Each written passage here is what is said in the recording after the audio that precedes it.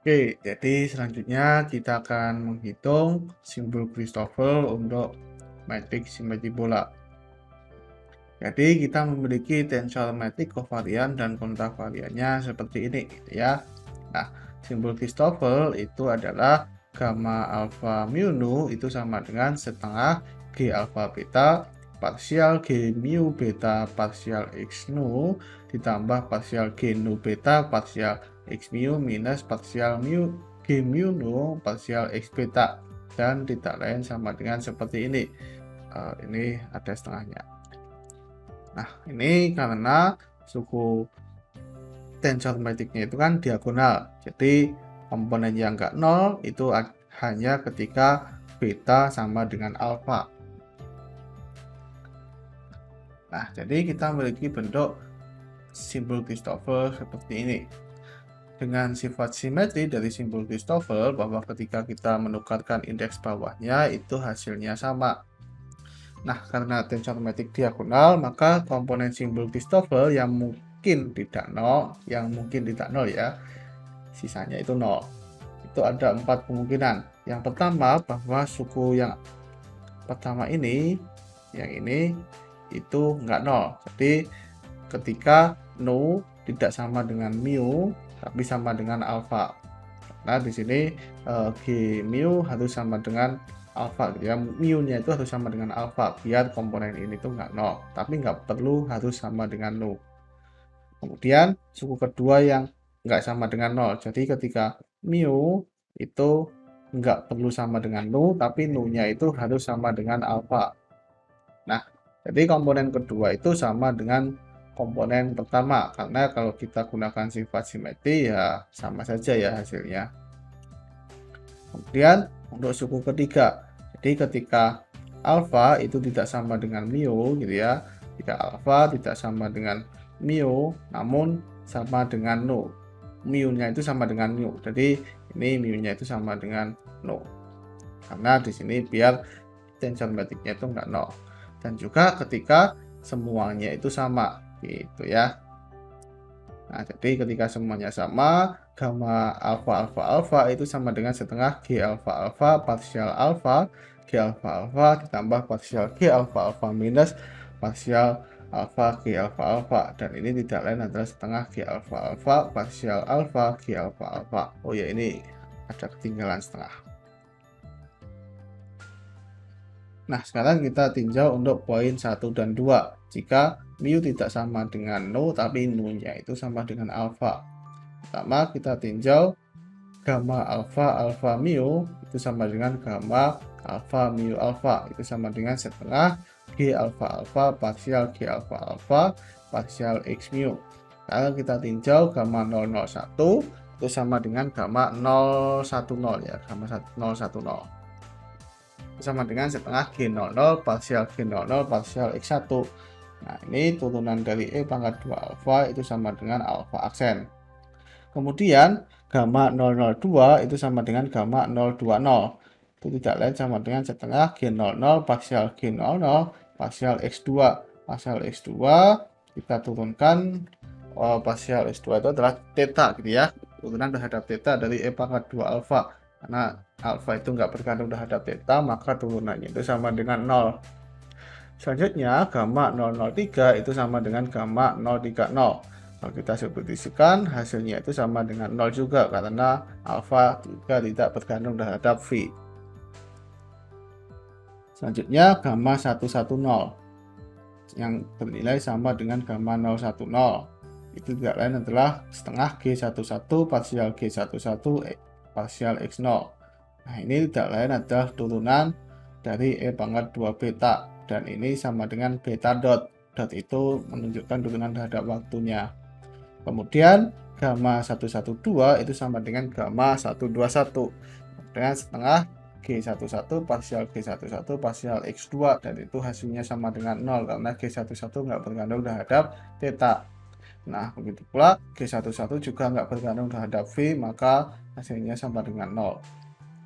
Kemudian gamma 220 itu sama dengan gamma 202 itu sama dengan setengah G22 parsial G22 parsial X0. Jadi G22 nggak bergantung terhadap waktu, maka hasilnya sama dengan 0. G22 juga nggak kalau G22 bergantung terhadap R ya, terhadap X1. Tidak lain sama dengan 1/R gitu ya. Selanjutnya gamma 232 sama dengan gamma 223 itu 0 juga karena G22 tidak bergantung terhadap X3. Kemudian gamma 330 itu sama dengan gamma 303 itu 0 karena G33 nggak bergantung terhadap waktu. Selanjutnya gamma 331 itu sama dengan gamma 313. Nah, di sini kita bisa melihat bahwa G33 itu bergantung terhadap X1R gitu ya. Nah, di mana G33 kontravariannya itu adalah R pangkat minus 2 sin pangkat minus 2 theta, dan itu turunan dari ini. Dan hasilnya itu adalah 1/R.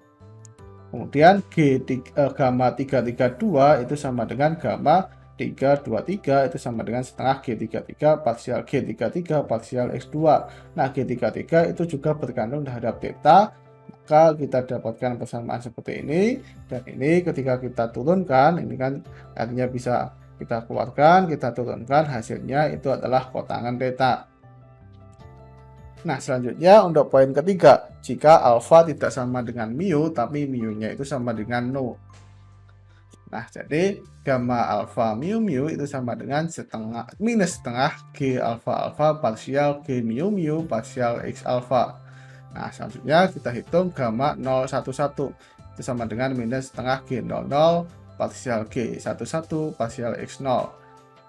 Dan kita dapatkan G00 itu kan E pangkat minus 2 alfa, dan G11 itu kan minus E pangkat 2 beta. Jadi minusnya menghilangkan dan minus yang di depan. Kita dapatkan kalau kita turunkan, hasilnya itu adalah beta dot E pangkat 2 beta minus alfa.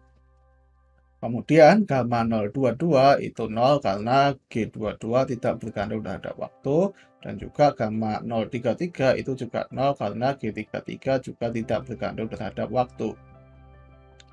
Nah, jadi selanjutnya gamma 100 itu sama dengan minus setengah G11 parsial G00 parsial X1 di mana G11 itu adalah minus E pangkat minus 2 beta, jadi menghilangkan tanda negatif di depan, dan juga G00 nya itu adalah E pangkat 2 alfa. Kalau kita turunkan, kita akan dapatkan hasilnya itu adalah alfa aksen E pangkat 2 alfa minus beta.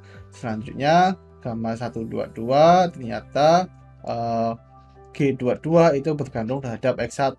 Jadi G11 kan itu adalah minus E pangkat minus 2 beta, dan juga G22 itu adalah minus R kuadrat, maka di sini minusnya itu tetap ya. Jadi kita akan dapatkan hasilnya itu adalah seperti ini. Selanjutnya itu adalah gamma 133, dimana kita tahu bahwa G33 itu juga bergantung terhadap X1. Jadi kalau kita turunkan, kita akan dapatkan hasilnya itu adalah minus R sin kuadrat theta E pangkat minus 2 beta. Nah, selanjutnya gamma 200 itu 0 karena G00 juga tidak bergantung terhadap X2. Gamma 211 juga 0. Gamma 33 di sini ini enggak 0 karena G33 itu bergantung terhadap theta. Jadi kalau kita substitusikan, kita akan dapatkan gamma 233 itu adalah minus sin theta cos theta. Kemudian gamma 300 itu 0, gamma 3110, gamma 322 itu 0 karena G00, G11 dan G22 itu tidak bergantung terhadap V.